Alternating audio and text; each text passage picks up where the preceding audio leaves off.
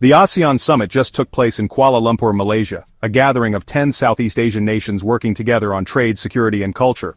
This year's summit, held July 10, 11, 2025, came at a time of global crisis. The war in Ukraine rages on and trade disputes threaten economies worldwide. The summit became a rare stage for the US, Russia and China to meet face-to-face. These three powers shape global events, and their strained relationships affect everyone. ASEAN provided a neutral ground for urgent talks on peace and stability. The stakes were high ongoing war, new US tariffs and economic uncertainty. ASEAN leaders called for stability, open trade and responsible action from the world's most powerful countries. They reminded everyone that in a connected world, one nation's crisis quickly becomes everyone's problem. This video will break down what happened at the summit, who was there, what was discussed, and why it matters. We'll look at the key players, the main issues, and how these talks could shape our future. It's a story of high-stakes diplomacy where every word counts. The hope that dialogue can lead us away from conflict and toward cooperation. Let's dive into the details of this crucial meeting.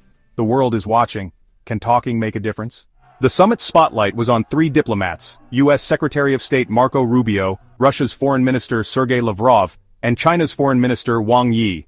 Their rare face-to-face meetings happened on the sidelines of the main ASEAN event.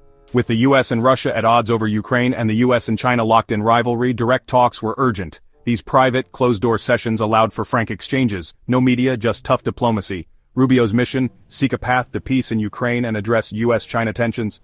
For Russia and China, it was a chance to push back against US policies and present their own visions. For ASEAN, hosting these talks proved its value as a diplomatic hub in the Indo-Pacific. Dialogue like this is the first step to preventing crises and finding common ground. Even if agreement is elusive, understanding each other's red lines can keep conflict in check.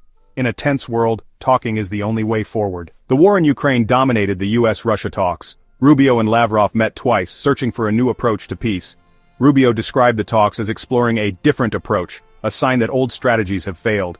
He'll take this idea back to President Trump, but warned there are no guarantees. Lavrov stood firm, citing recent calls between Putin and Trump as the basis for Russia's position. Rubio delivered a tough message: the US wants progress and Russia must show flexibility. Meanwhile, the US resumed military aid to Ukraine, signaling continued support. These talks didn't end the war, but they kept diplomacy alive. Both sides remain deeply mistrustful, but the door to negotiation is still open. Even small steps matter when the alternative is escalation. The world waits for signs of real progress. The US-China relationship was the other major focus. Rubio and Wang Yi met for the first time, calling their talks constructive. They agreed to manage differences and explore cooperation, but big issues remain. A possible Trump-Xi summit is now likely, though no date is set. Wang Yi urged the US to accept China's rise and warned against new US tariffs, which could disrupt global trade.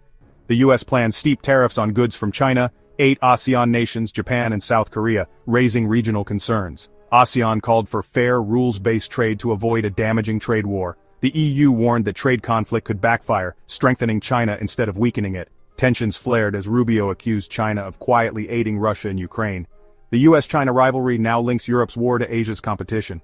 Despite deep mistrust, both sides know dialogue is essential. The world economy and global security hang in the balance. The 2025 ASEAN summit ended with no breakthroughs, but vital conversations took place.